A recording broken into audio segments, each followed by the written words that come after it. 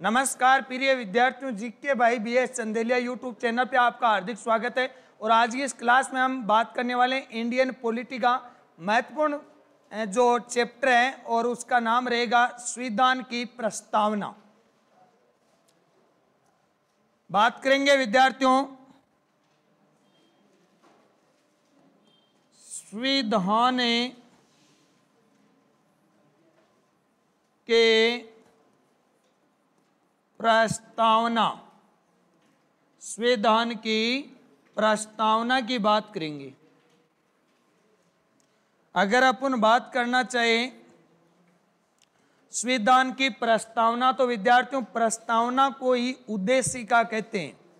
और उद्देश्य प्रस्ताव अगर आपसे पूछे कि उद्देश्य प्रस्ताव कब पेश किया गया, कब पारित हुआ, तो संविधान सभा में उद्देश्य प्रस्ताव 13 दिसंबर 1946 को तो पेश किया गया। और उद्देश्य प्रस्ताव रखा किसने था? जेएल नेहरू ने रखा था। और उद्देश्य प्रस्ताव पारित होने का जो दिनांक है वो 22 जनवरी 1947 है। प्रस्तावना को क्या कहते हैं विद्यार्थियों? उद्देशिका। प्रस्तावना को ही कहते हैं उद्देशिका के नाम से जाना जाता है। संविधान सभा में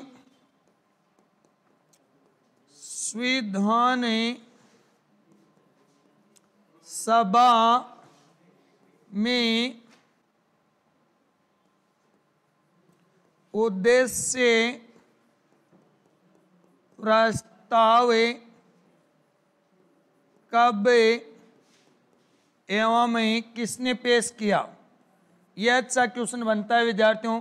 कब एवं किसने पेश किया? कब एवं किसने पेश किया? संविधान सभा में उद्देश्य प्रस्ताव की बात हो रही है। उद्देश्य प्रस्ताव कब एवं किसने पेश किया? तो उद्देश्य प्रस्ताव कब की अगर अपन बात करें तो ये डेट रहेगी विद्यार्थियों 13 दिसंबर 1946। 13 दिसंबर 1946 को तो उद्देश्य प्रस्ताव पेश किया। किसने पेश किया था? जेएल नेहरू ने। जेएल नेहरू ने उद्देश्य प्रस्ताव को क्या किया था विद्यार्थियों? पेश किया था जेएल नेहरू ने। और ये उद्देश्य प्रस्ताव अगर आपसे पूछे पारित, तो ये पारित हुआ था विद्यार्थियों 22 जनवरी 1947 को ये उद्देश्य प्रस्ताव संविधान सभा में क्या हुआ था? पारित हुआ था। इसके बाद में अगर अपन बात करना चाहिए तो विद्यार्थियों प्रस्तावना में क्या लिखा हुआ है? सबसे पहली पंक्ति आती है हम भारत के लोग। और ये हम भारत के लोग पंक्ति है, ये पंक्ति संयुक्त राज्य अमेरिका के संविधान से ली गई है। एग्जाम में कई बार आता है कि हम भारत के लोग, ये पंक्ति ली गई है संयुक्त राज्य अमेरिका के संविधान से ली गई। और हम भारत के लोग के अगर अपन मुख्य अर्थ देखें तो इसके दो अर्थ निकलते हैं। एक तो संविधान का निर्माण या स्रोत भी क्या है? जनता है। तथा संविधान की अंतिम शक्ति या सत्ता भी किसमें निहित है? जनता में निहित है।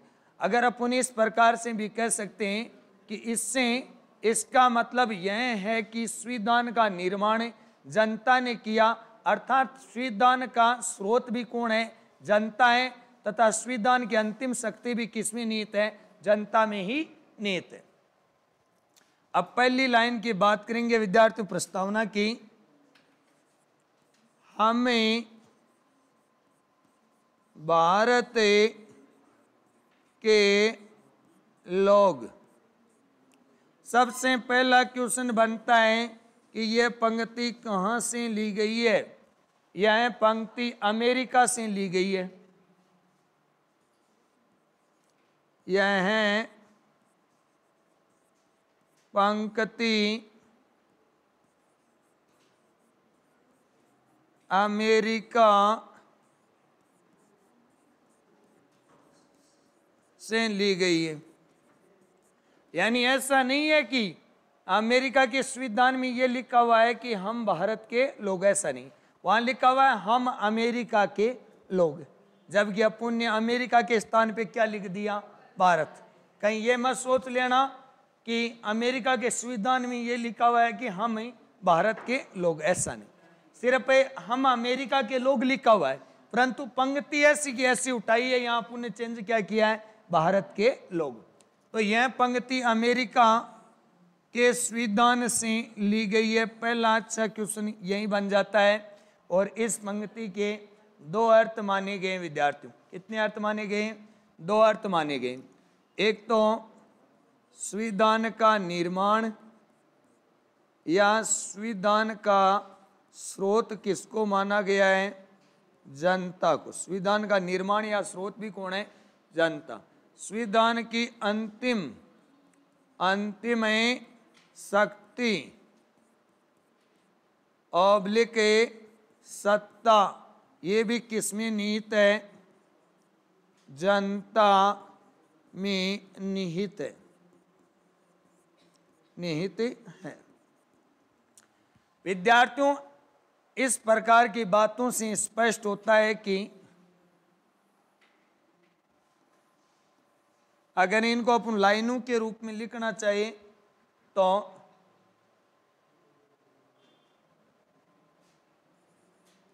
इससे स्पष्ट होता है कि संविधान का निर्माण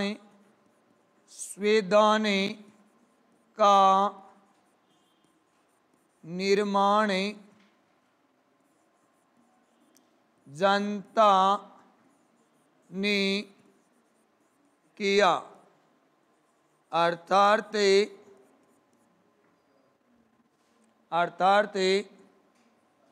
संविधान का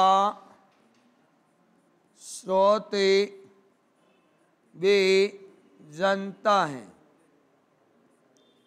संविधान का स्रोत भी जनता है। संविधान की अगर अपन बात करें तो संविधान की अंतिम शक्ति भी जनता में निहित है। इसके संविधान के अंतिम शक्ति भी जनता में निहित है। संविधान की अंतिम शक्ति भी किसमें निहित है? जनता में।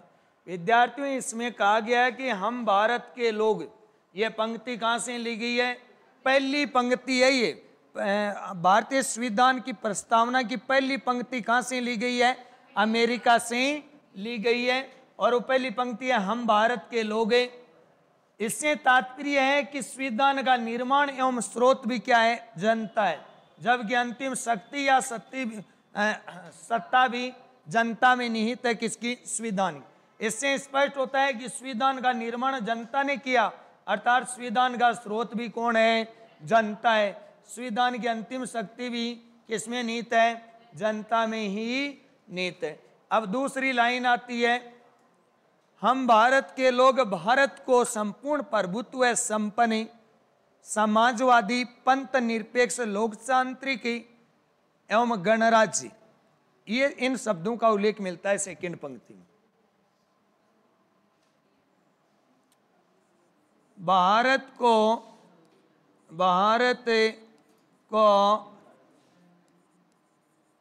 संपूर्ण प्रभुत्व संपन्न, एक तो ये लाइन होगी भारत को संपूर्ण प्रभुत्व संपन्न, दूसरी है समाजवादी 2 नंबर पे, 3 नंबर इनका विद्यार्थियों क्रम भी पूछा जाता है। इनका जो सीक्वेंस है जैसे प्रस्तावना में लिखा हुआ है ना इन शब्दों का, वैसे ही मैं लिख रहा हूं। कई बार इनका क्रम भी पूछ लेते हैं कि संपूर्ण यानी भारत को संपूर्ण प्रभुत्व है संपन्न, ये कौन से क्रम की लाइन है? तो ये पहले क्रम की है इस पंक्ति में, पहले क्रम की लाइन है इस पंक्ति में। देखो कि भारत को संपूर्ण प्रभुत्व है संपन्न या भारत को समाजवादी राज्य कौन सी पंक्ति में कहा गया? दूसरी पंक्ति के 2 नंबर लाइन में कहा गया है। ऐसे कुछ आप याद करना, ऐसे ही क्वेश्चन आते हैं, इनकी सीक्वेंस याद रखना आप। समाजवादी पंथ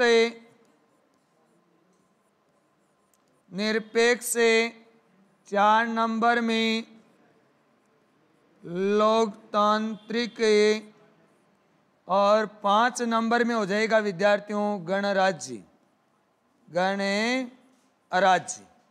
ये इनकी क्या है? सीक्वेंस है। अब देखो अपन ने पढ़ रखा है संपूर्ण प्रभुत्व संपन्न,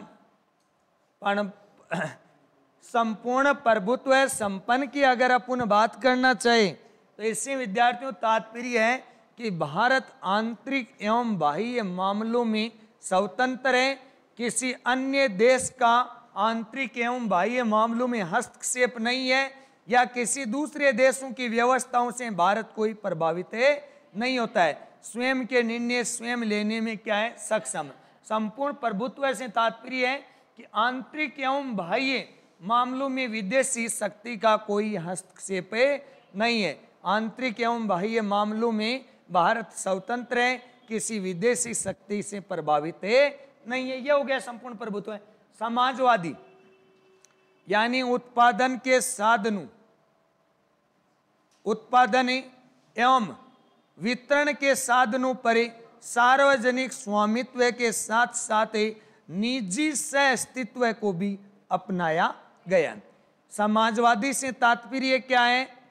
उत्पादन के साधनों पर, उत्पादन के साधनों पर सार्वजनिक स्वामित्व के साथ साथ निजी सह अस्तित्व को भी अपनाया गया है।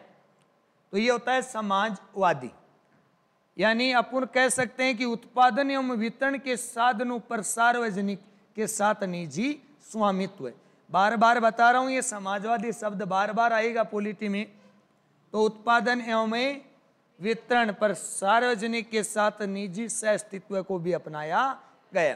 पंथ निरपेक्ष, भारत का अपना कोई राज्य धर्म नहीं है, देश की या भारत की सभी धर्मों के प्रति एक समान नीतियां हैं और न तो किसी धर्म को प्रोत्साहित करता है भारत और न ही अथोत्साहित करता है।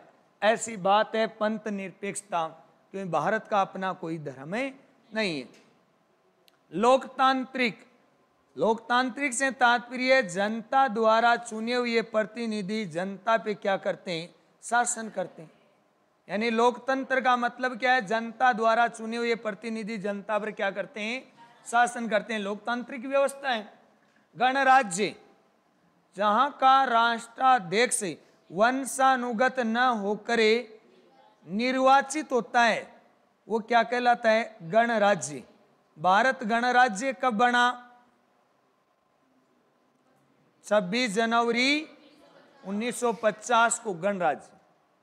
सही है ना? हाँ, आपको पता है।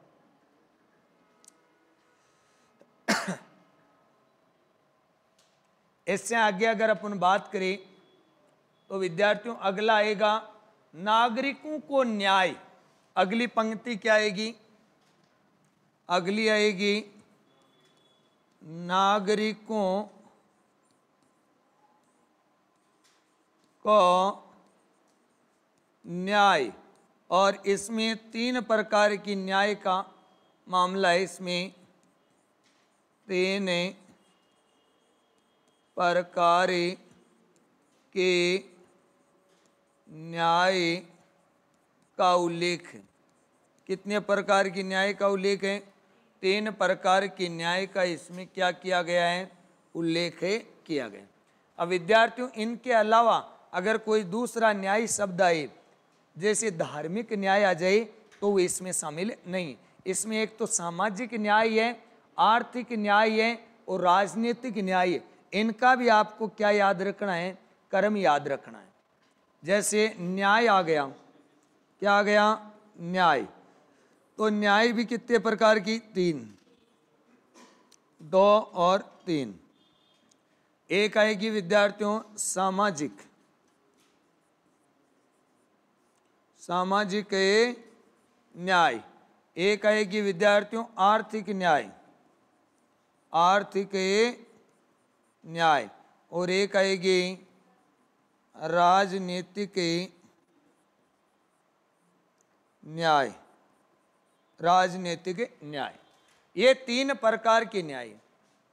इसके अलावा इन 3 प्रकार के न्याय शब्दों का उल्लेख आर्टिकल 38 में भी मिलता है। यानी प्रस्तावना के अलावा सामाजिक, आर्थिक और राजनीतिक न्याय शब्दों का उल्लेख आर्टिकल 38 में मिलता है। इसके किसके, प्रस्तावना के। इसके अलावा इनका उल्लेख, इसके अलावा इनका उल्लेख अनुच्छेद 38 में मिलता है।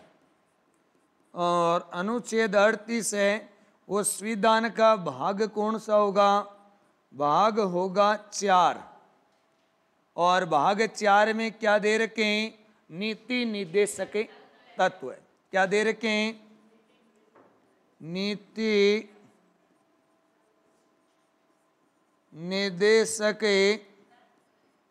तत्व दे रखे हैं। भाग 4 में क्या दे रखे हैं, नीति निर्देशक तत्व दे रखे हैं। अब सामाजिक न्याय, आर्थिक न्याय और राजनीतिक न्याय, ये जो शब्द है ना विद्यार्थियों, ये कहाँ से, कौन से देश से ग्रहण किए गए प्रस्तावना में, ये भी एग्जाम में क्या आता है, क्वेश्चन आता है। तो ये शब्द सोवियत संघ से ग्रहण किए गए। सामाजिक, आर्थिक और राजनीतिक न्याय, ये शब्द प्रस्तावना में सोवियत संघ या रूस से लिए गए।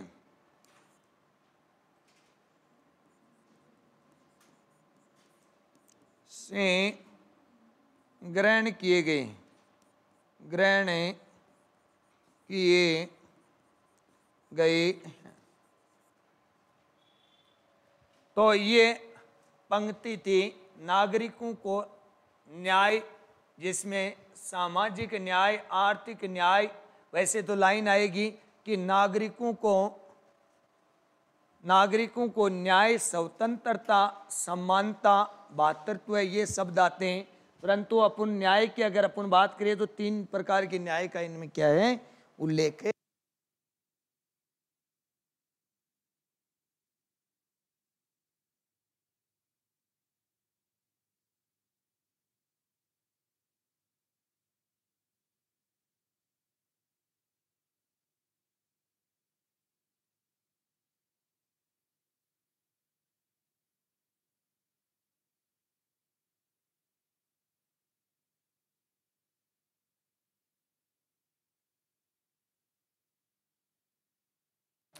ध्यान देना विद्यार्थियों, नीति निर्देशक तत्व में इनका उल्लेख मिलता है। अब देखो, नागरिकों को न्याय, 3 प्रकार के न्याय का उल्लेख मिलता है प्रस्तावना में, सामाजिक न्याय, आर्थिक न्याय, राजनीतिक न्याय। इसके अलावा इन तीनों शब्दों का उल्लेख आर्टिकल 38 में भी मिलता है और आर्टिकल 38 संविधान के भाग 4 में और नीति निर्देशक तत्वों में आता है। ये जो शब्द है ना प्रस्तावना में सोवियत संघ से लिए गए हैं, सामाजिक न्याय, आर्थिक न्याय और राजनीतिक न्याय। अब बात करते हैं विद्यार्थियों स्वतंत्रता। एक शब्द आता है स्वतंत्रता, और कौन कौन सी स्वतंत्रताएं 5 दी गई है मुख्य रूप से।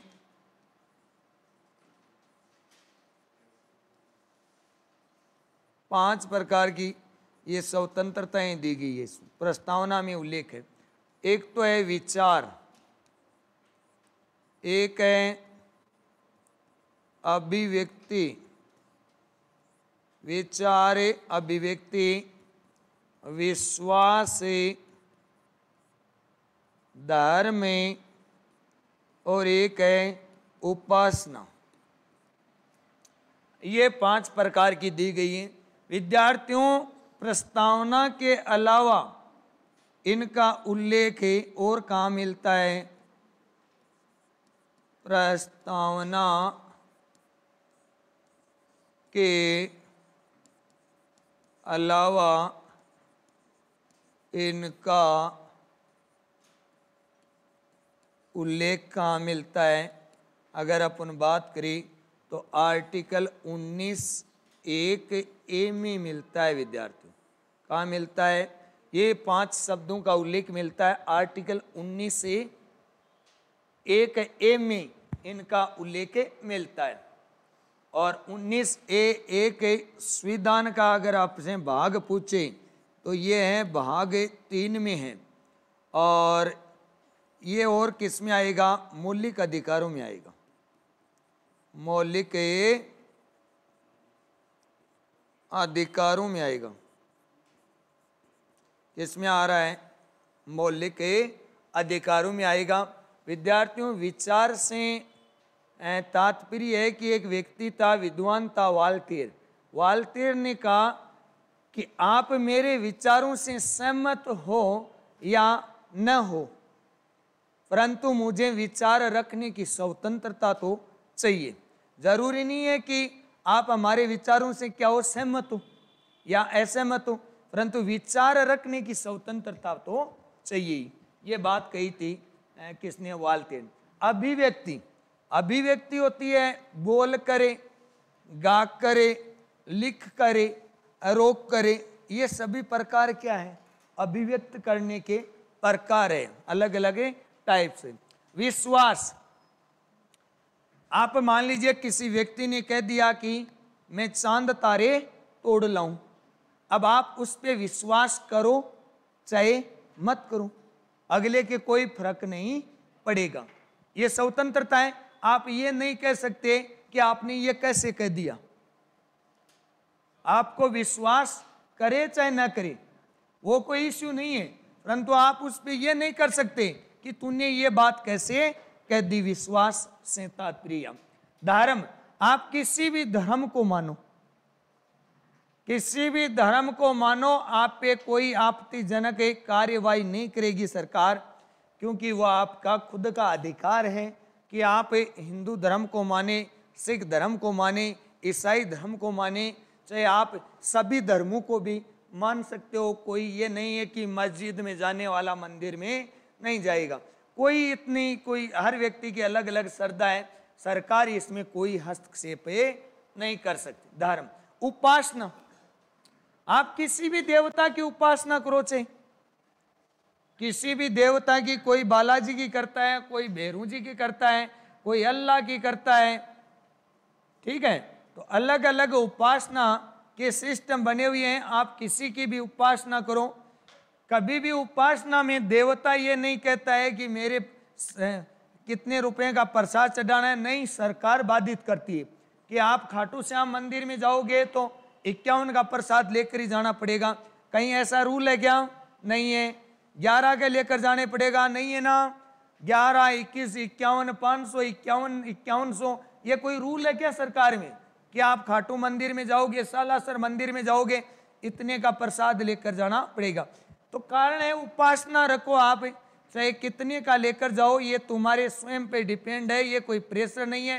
प्रसाद लेकर जाओ, 21, 51 का लेकर जाओ, चाहे नहीं लेकर जाओ तो वहां से चाहे उठा के लेकर भी आ गए, दूसरे का प्रसाद है तो भी उसमें कोई रोक टोक नहीं है। ये FIR नहीं होती है कि आप प्रसाद लेकर तो गए ही नहीं और किसी दूसरे का प्रसाद उठा करे लेकर आ गए।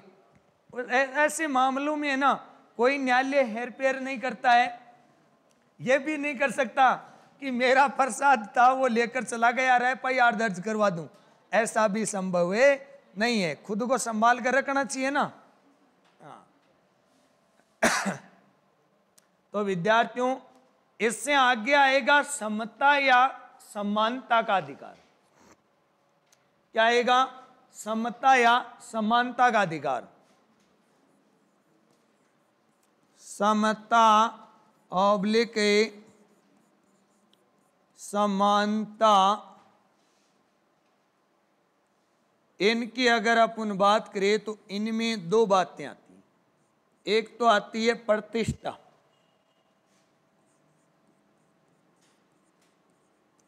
और एक आता है अवसर। एक तो अवसर, एक प्रतिष्ठा। अवसर का इसके प्रस्तावना के अलावा आर्टिकल 16 में उल्लेख मिलता है अवसर की समानता। अवसर की समानता, अवसर की समानता से तात्पर्य सरकारी नौकरियों में है, समझ गए मुख्य रूप से। तो सरकारी नौकरी में ये थोड़ी है कि मान लीजिए कोई भी विद्यार्थी है, 12वीं पास की है और जो कुछ योग्यताएं दे रखी है वो योग्यताएं उसके पास पूरी है तो वो फॉर्म अप्लाई कर सकता है। अब मान लीजिए आपकी ग्रेजुएशन है सब लोगों की, तो आप आरएस का फॉर्म भर सकते हो, कोई रोक नहीं सकता आपको कि आप फॉर्म भर नहीं सकते। कि ये थोड़ी कह सकते हैं कि आरएस का फॉर्म वही भरेगा जो तैयारी करेगा, ऐसा है क्या कोई रूल?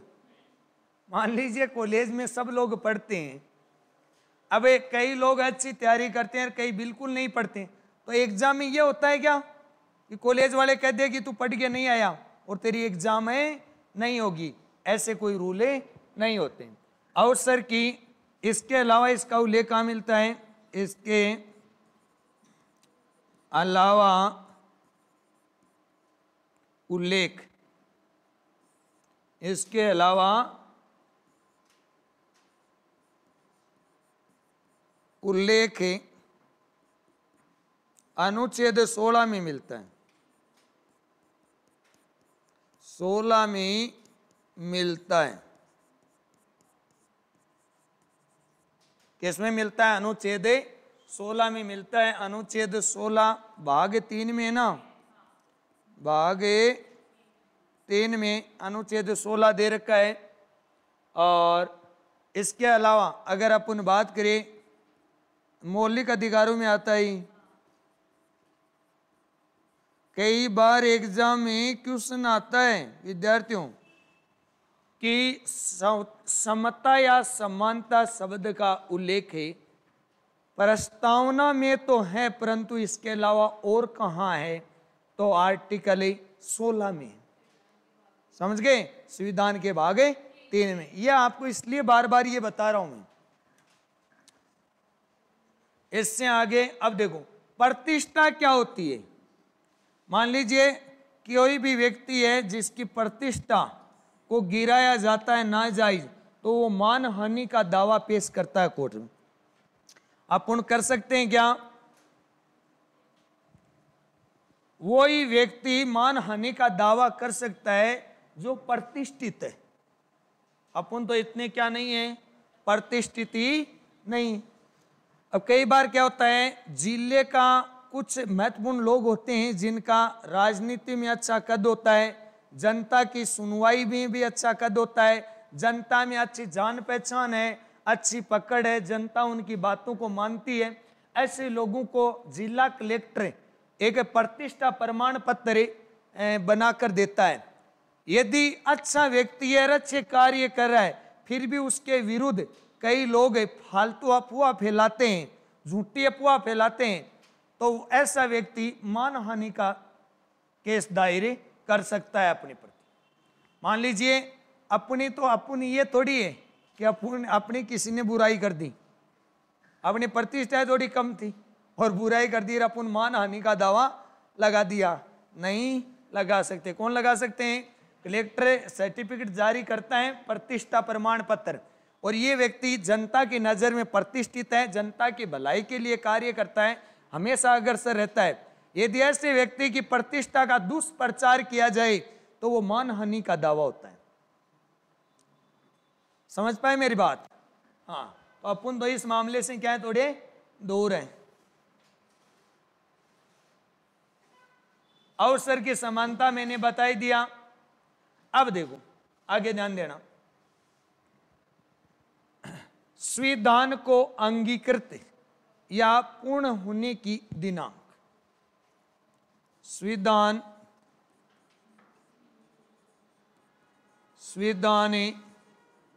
को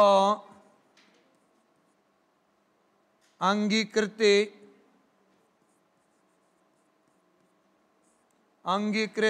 ऑब्लिक पूर्ण होने के दिनांक, संविधान को अंगीकृत या पूर्ण होने की अगर आपसे दिनांक पूछे तो वो विद्यार्थियों रहने वाली है 26 नवंबर 1949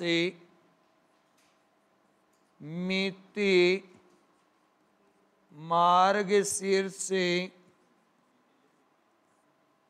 तिथि नहीं आएगी मिति आएगी, कहीं तिथि लिख लो, नीति नहीं मिति, हाँ क्या आएगी मिति, मार्गशीर्ष शुक्ल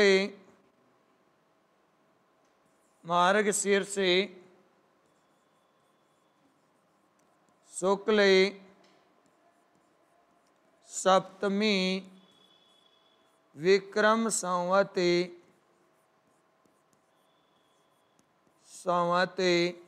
2006।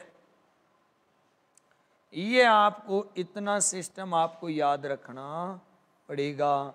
कई बार सीधा सा ही ऑप्शन में आ जाता है, समझ पाए क्या मेरी बात? ये आपको याद रखना पड़ेगा विद्यार्थियों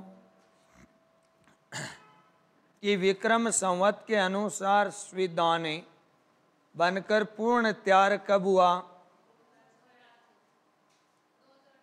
2006। समझ गए? विक्रम संवत के अनुसार संविधान बनकर पूर्ण रूप से तैयार कब हुआ? विक्रम संवत 2006। यदि आपसे हिंदी महीनों की विक्रमी संवत के अनुसार आपसे पूछे कि मिति मार्गशीर्ष शुक्ल सप्तमी विक्रमी संवत 2006, ये आपको याद रखनी पड़ेगी। एतद द्वारा 26 नवंबर 1949 को मिति मार्गशीर्ष शुक्ल सप्तमी विक्रमी संवत 2006, यह आपको क्या करना पड़ेगा विद्यार्थियों? याद करना पड़ेगा। अब 3 शब्द आते हैं बार बार एग्जाम में। एक शब्द आता है अंगीकृत,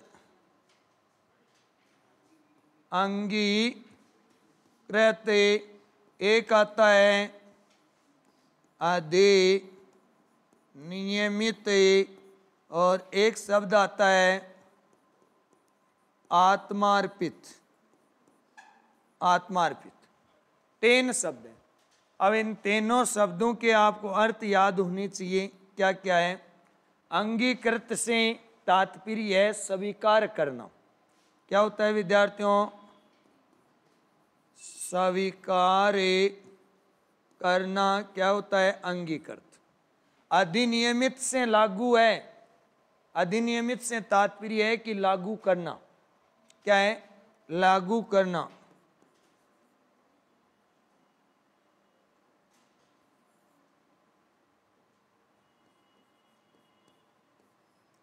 लागू करना। और आत्मार्पित से तात्पर्य है स्वयं को सौंपना। क्या है?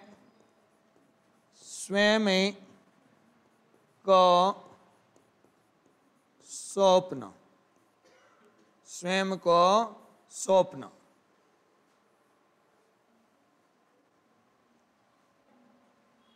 ये नॉर्मल जानकारी है विद्यार्थियों प्रस्तावना से संबंधित। अगर आपसे प्रस्तावना की भाषा पूछे तो प्रस्तावना की भाषा ऑस्ट्रेलिया से ली गई थी। ये भी इंपॉर्टेंट क्वेश्चन बनता है।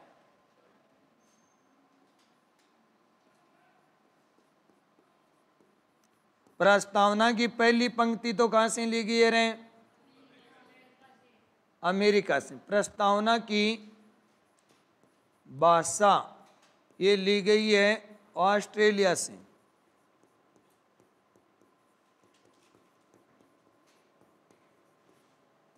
ऑस्ट्रेलिया से ली गई। 3 शब्द है, स्वतंत्रता, समानता और बंधुता। ये तीनों शब्द प्रस्तावना में लिए गए हैं फ्रांस से। 3 शब्द है, स्वतंत्रता, एक है समानता और एक है बंधुता।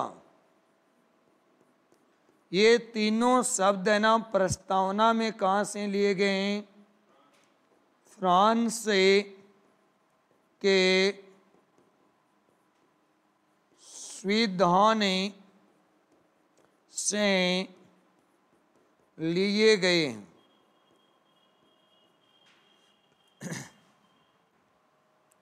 और विद्यार्थी ये प्रस्तावना से संबंधित जानकारी मैंने दे दी और आज की क्लास में हमें इतना ही पढ़ेंगे।